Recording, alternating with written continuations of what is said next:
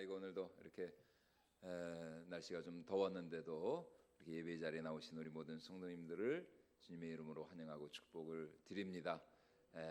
참 여러분은 언제가 가장 참 행복하시고 좋으십니까?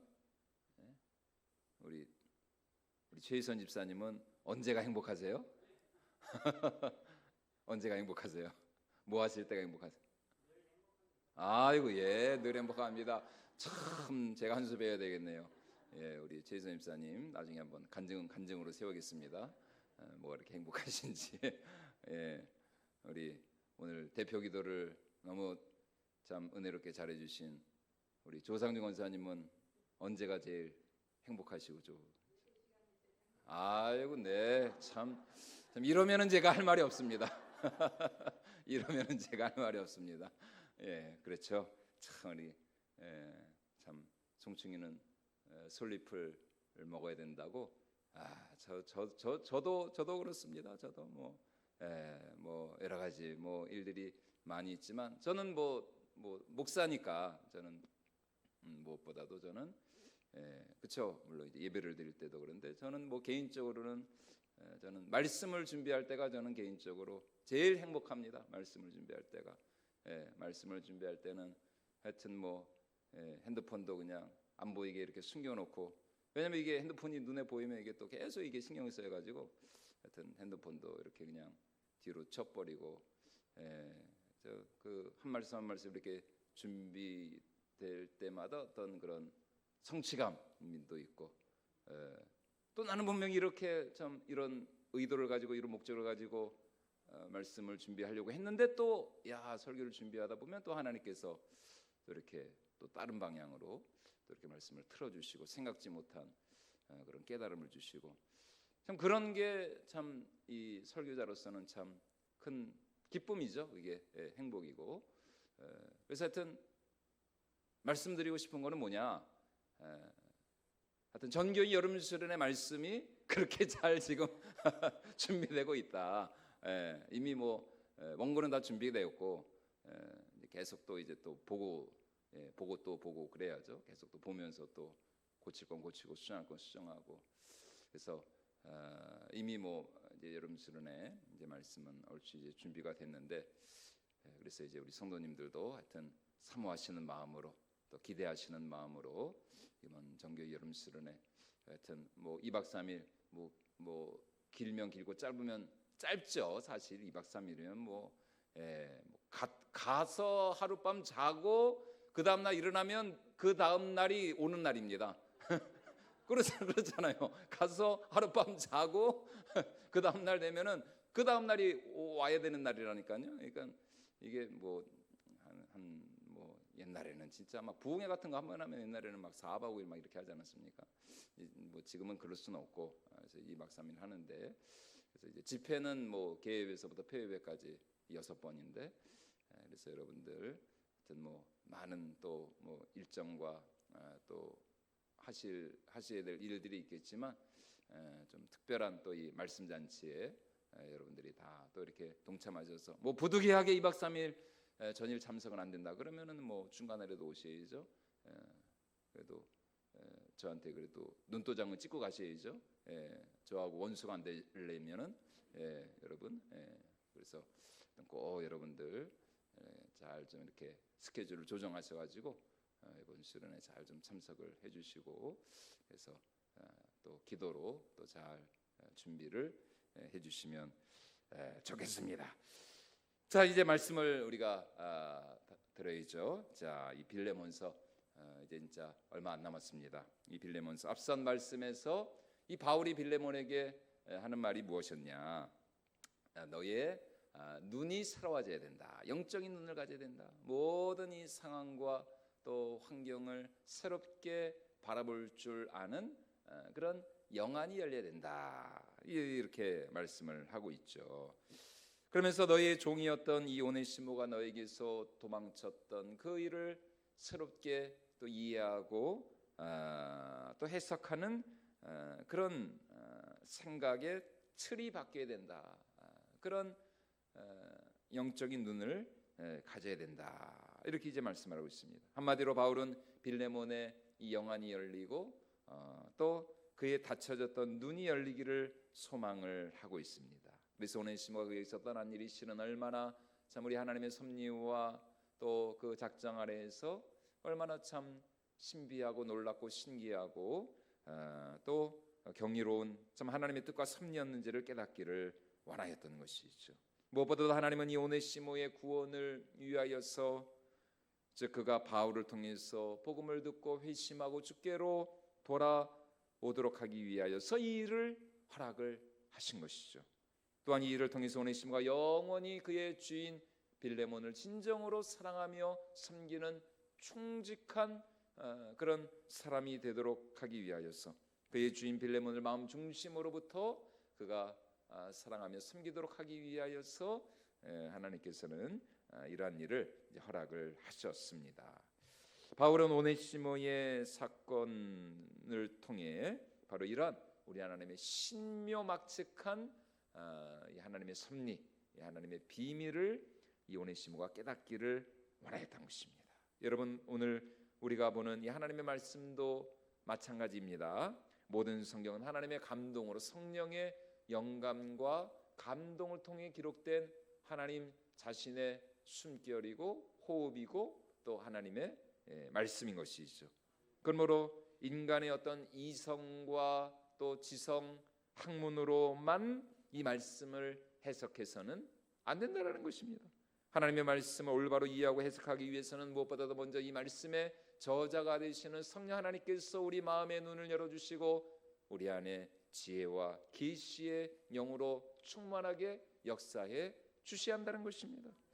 다시 말해 성령 하나님께서 우리의 이 어두운 마음 가운데 진리의 빛을 비추어 주시고 또 우리의 이 어둡침침한 이 마음을 조명해 주시고 밝게 해 주시고 우리의 지성과 이성, 우리의 생각과 마음을 새롭게 이 밝혀 주셔야 우리가 이 말씀의 온전한 의미와 뜻을 이해하고 깨달을 수가 있다는 것이죠. 그래서 시편 119편, 이제 시편 119편은 성경에서 제일로 이제 긴 장인데 매 절마다 이 하나님의 말씀, 율법, 진리, 계명, 율례 이런 말씀이 각 절마다 이렇게 기록되어 있는 말씀이 시편 119편 말씀입니다. 그런데 이 시편 119편 18절에서 시인은 이렇게 하나님을 향해 기도하고 있죠. 우리 같이 한번 읽어보도록 할까요? 내 눈을 열어서 주의 율법에서 놀라운 것을 보게 하소서. 여러분,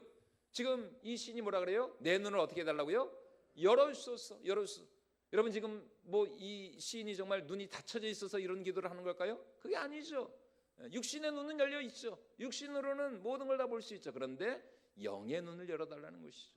진리의 그 눈이 열리게 해달라는 것입니다. 하나님의 이 말씀을 단순히 인간의 이성과 지성과 학문으로만 바라보지 말고 이 말씀이 정말 하나님의 영감과 감동으로 기록된 정말 하나님의 그 능력의 손으로 친히 우리의 신비에 새겨지도록 하나님께서 우리의 이 영혼의 마음의 눈을 열어주시고 나로 주의 율법 주의 말씀에서 아주 신비하고 놀라운 것을 깨닫게 해주시옵소서.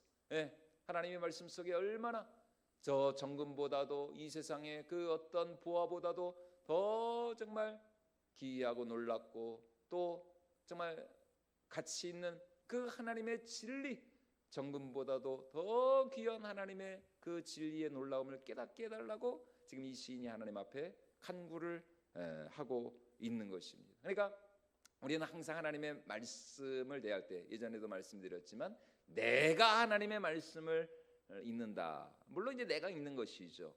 그런데 더 우리가 이 말씀의 이 더 깊은 자리로 나아가면은 그때부터는 어떻게 된다고요? 내가 말씀을 읽는 게 아니라 말씀이 나를 읽게 되는 겁니다.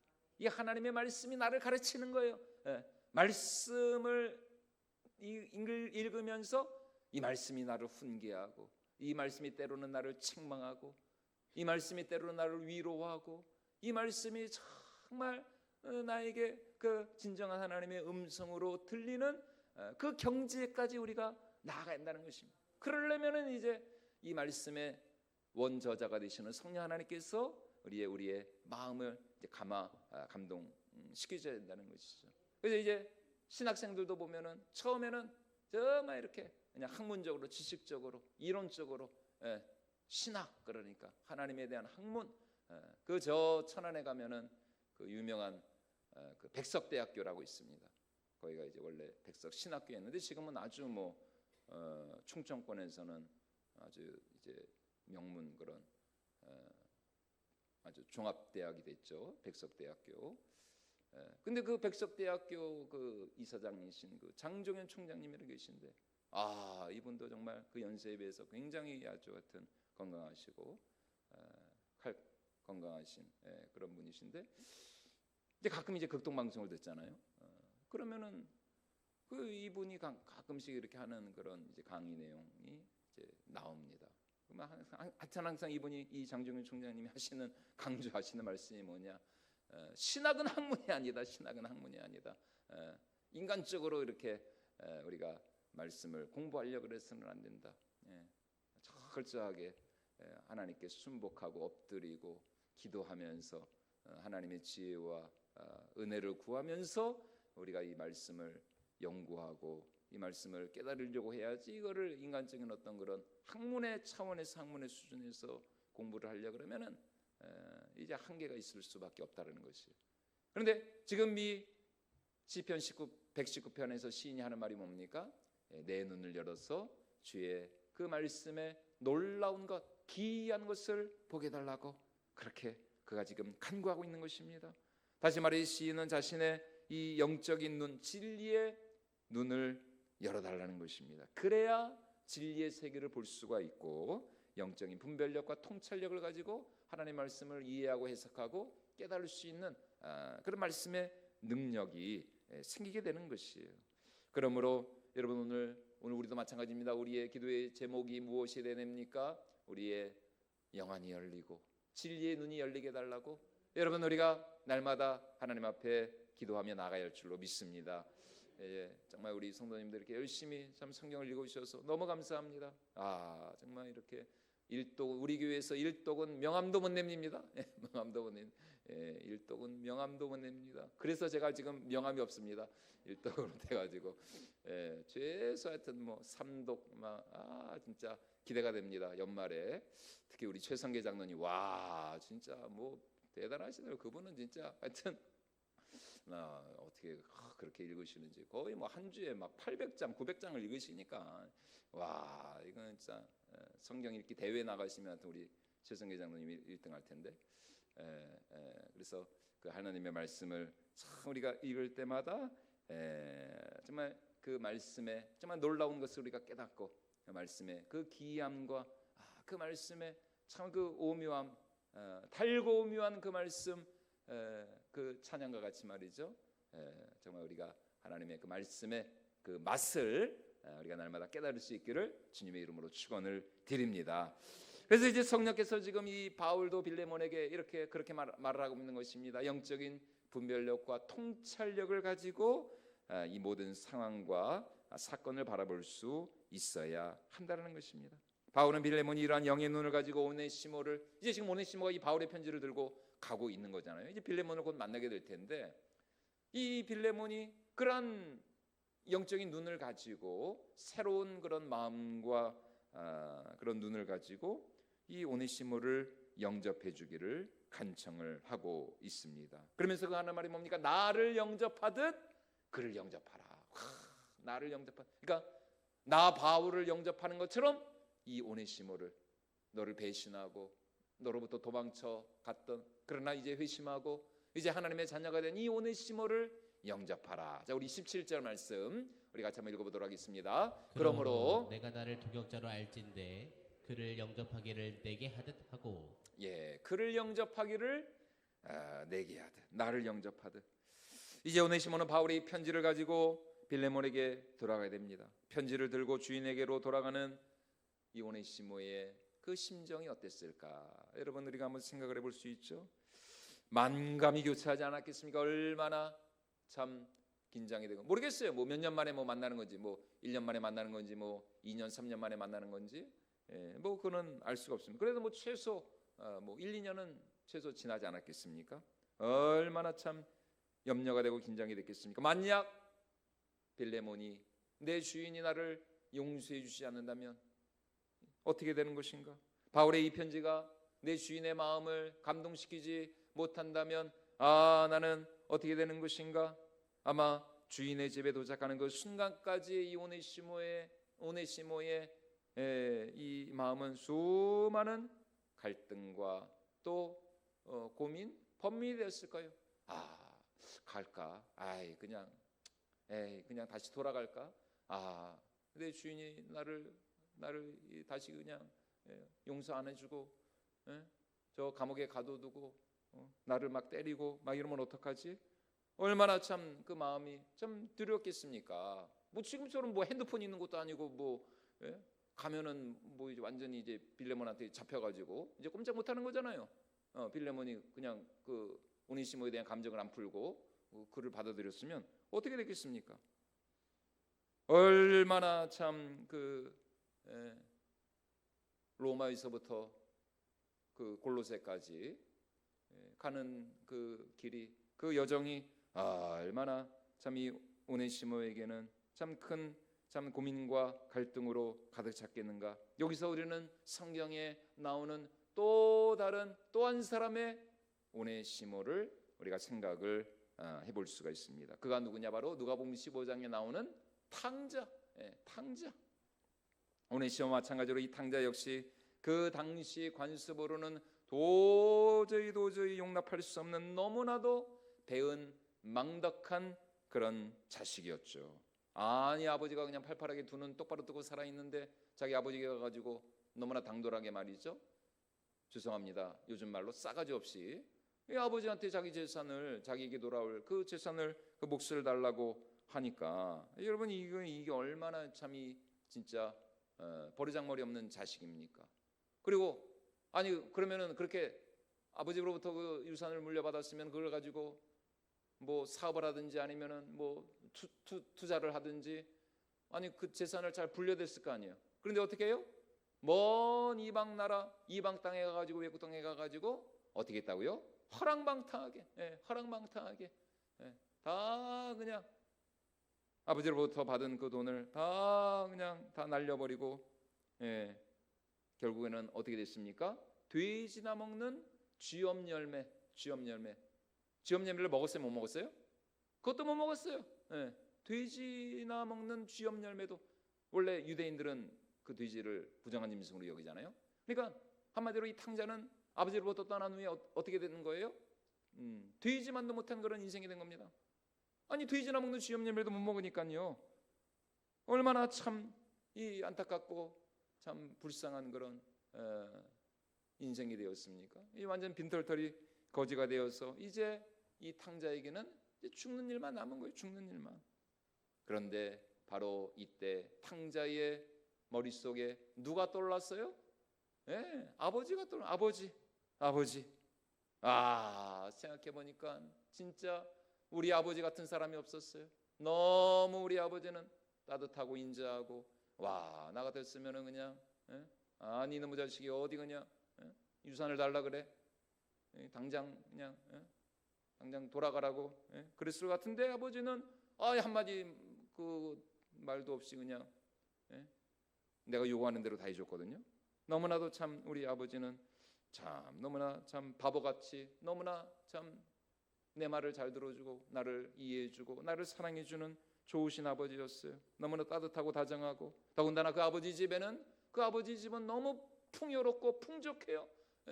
모든 좋은 것이 차고 넘쳐나고 양식이 풍족한 품꾼들도 차고 넘쳐나요. 그래서 이 탕자가 뭐라고 어떻게 생각합니까? 내가 우리 아버지 집에 품꾼이라도 되면 좋겠다. 우리 아버지 집에 종들은 진짜 배 터지게 맨날 잘 먹고 잘 사는데 나는 여기서 이렇게 굶주려 죽는구나. 내가 아버지 집에 품꾼이라도 되면 얼마나 좋을까. 여러분, 이렇게 탕자의 이야기가 여기서 끝이 났다면 여러분, 우리는 이 탕자의 비유를 통해서 아무것도 배울 것이 없죠. 그러나 우리가 이 탕자의 비유를 통해서 한 가지 우리가 배워야 할 교훈이 무엇입니까?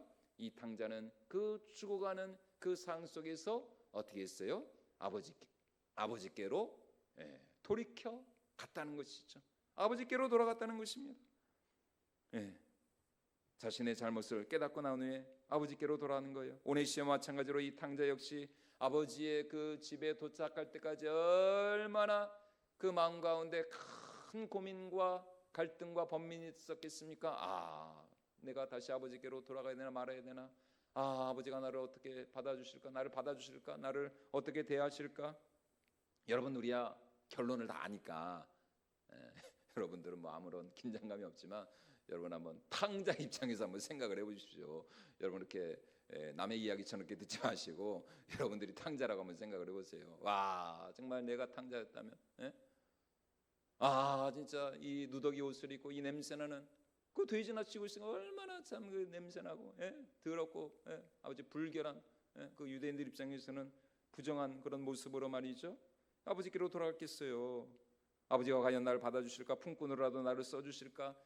야 이놈, 죄송합니다, 야 이놈의 새끼야, 얘가 어디라고 여기 오느냐고, 당장 내 눈앞에서 사라지라고. 이 배은망독한 놈, 이제 돈 떨어지고 이제 먹고 살 거 없으니까 이렇게 기어들어. 얘 이놈, 여봐라 뭐하느냐, 당장 이놈을. 정말 이 탕자는 얼마나 참 아버지의 집에 돌아갈 때까지 수많은 고민과 갈등과 번민을 했겠습니까? 그런데 아버지 집에 도착하기도 전에 여러분, 이 탕자에게 놀라운 일이 진짜 어메이징 생각지 못한 일이 그 앞에 펼쳐지지 않았습니까? 그가 아직 집에 이르기도 전에 성경이 뭐라 그래요? 아직도 상거가 먼데. 이제 예전 개혁 성경은 이제 상거가 먼데 그러고 지금 바뀐 개혁 개정은 이제 거리가 먼데. 근데 상거가 먼데가 좀 나은 것 같아요. 거리가 먼데, 너무 좀 딱딱해. 거리가 먼데 보다는 상거가 먼데, 이렇게 스토리텔링은 있어서는 좀 이런 표현이 좋은 것 같아요. 상거가 먼데, 아직도 상거가 먼데 그 냄새나는 누더기 옷을 입고 힘없이 걸어오는 자신을 향해서 지금 누가 오고 있어요? 아버지가 천천히 위험 체면 채통 차리면서 걸어오고 있었어요? 아니요. 뛰어오고 있어요. 자, 우리 누가복음 15장 20절 말씀을 같이 한번 읽어보도록 하겠습니다. 아직도 거리가 먼데 아버지가 그를 보고 측은히 여겨 달려가 목을 안고 입을 맞추고. 측은히 여기 어떻게 했다고요? 달려가. 여러분, 2000년 전 그 고대 근동 지방에서 뭐 우리나라도 뭐 옛날에 뭐 조선시대 때 다 그러겠지만 양반들은 절대로 뛰지 않습니다. 절대로 아무리 급한 일이 있어도. 그게 양반입니다. 양반은 절대로 뛰지 않아요. 누가 뛰어요? 종들, 하인들이나 뛰죠. 양반은 절대로.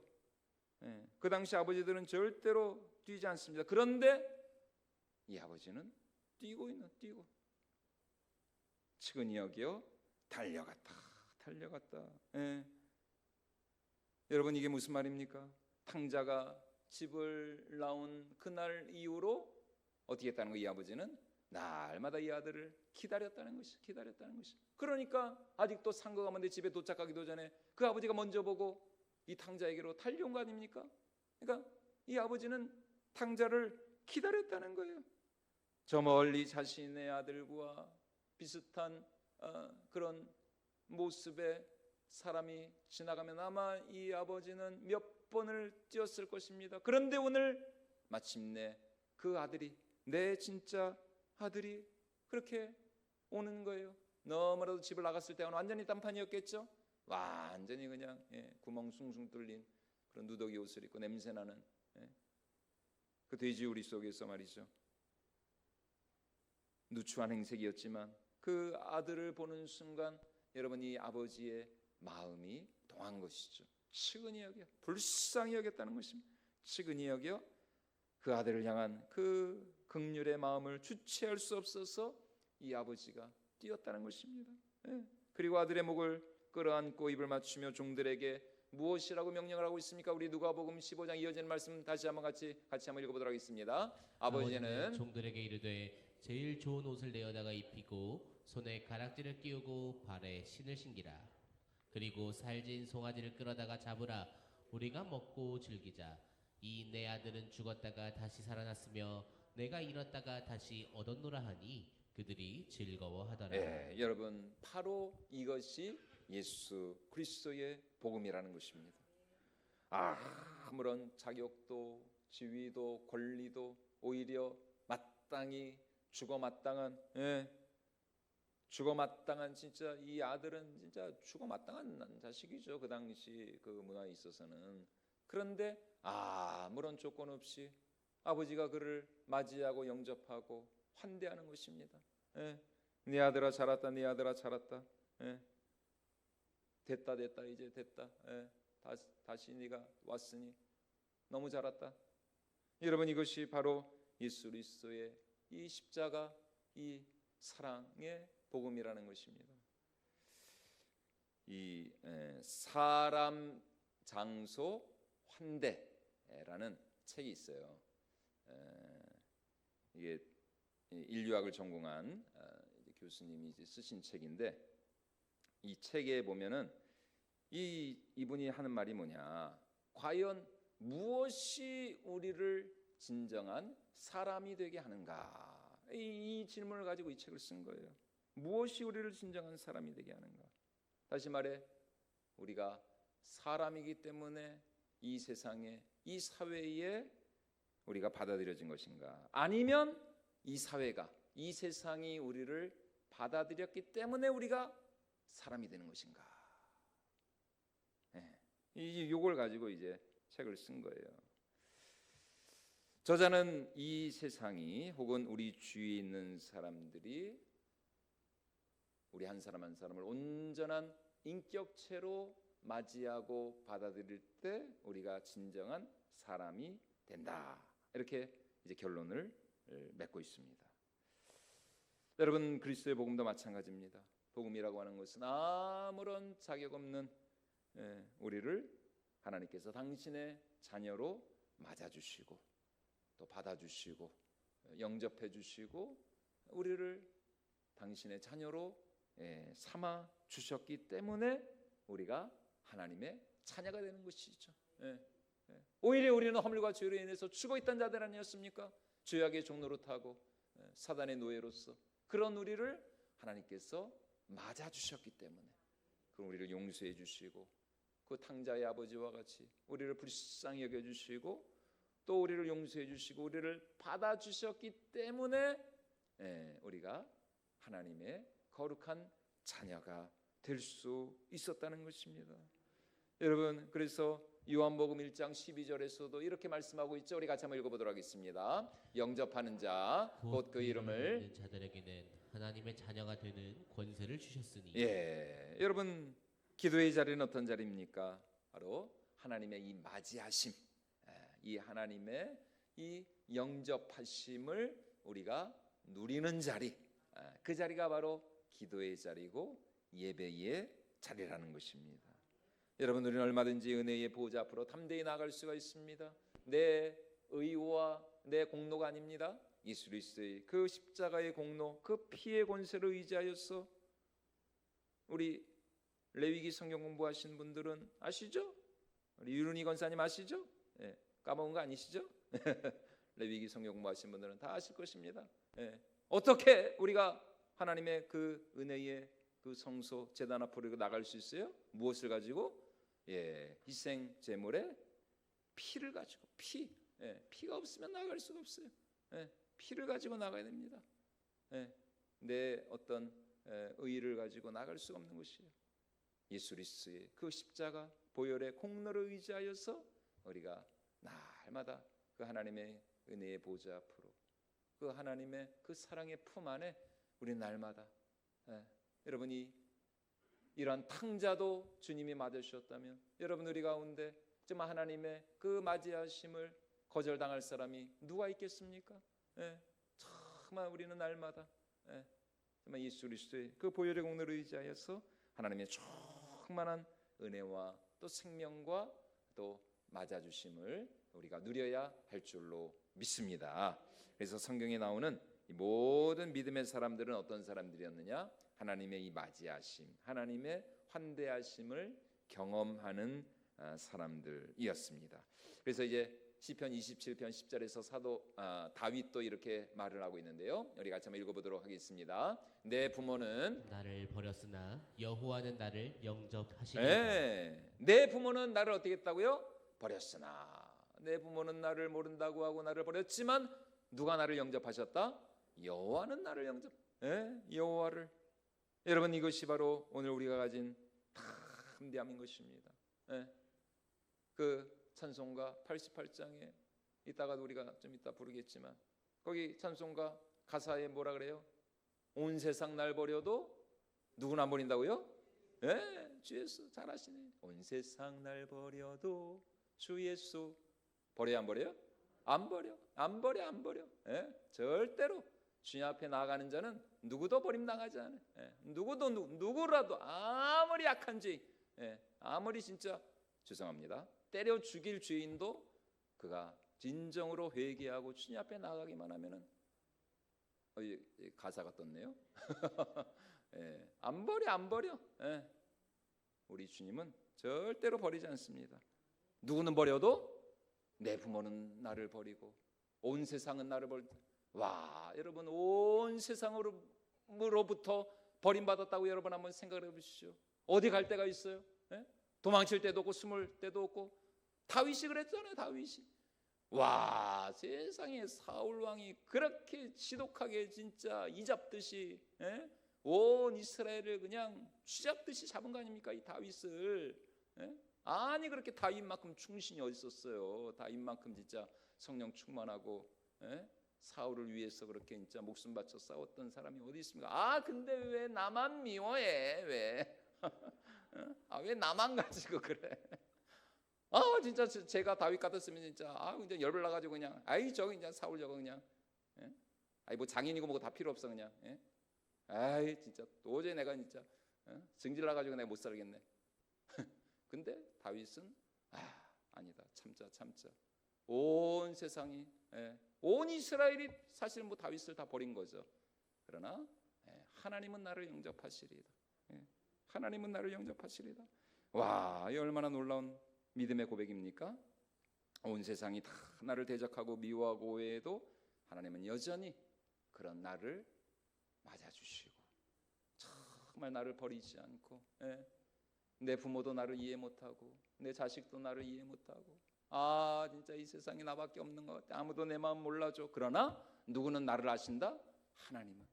하나님은 내 마음을 아시고 하나님은 나를 영접하시고 그 하나님밖에는 없다는 것입니다. 바로 그 믿음이 오늘 이 바울의 믿음이었고 다윗의 믿음이었고 또 우리의 믿음이 되어야 할 줄로 믿습니다. 여러분, 우리가 이 믿음을 가지고 날마다 정말 그 하나님의 맞아주심, 하나님의 그 영접하심을 우리가 누리면서 주님 안에서 참된 구원의 기쁨과 또 안식을 누릴 수 있는 저와 여러분들이 모두가 될 수 있기를 주님의 이름으로 축원을 드립니다.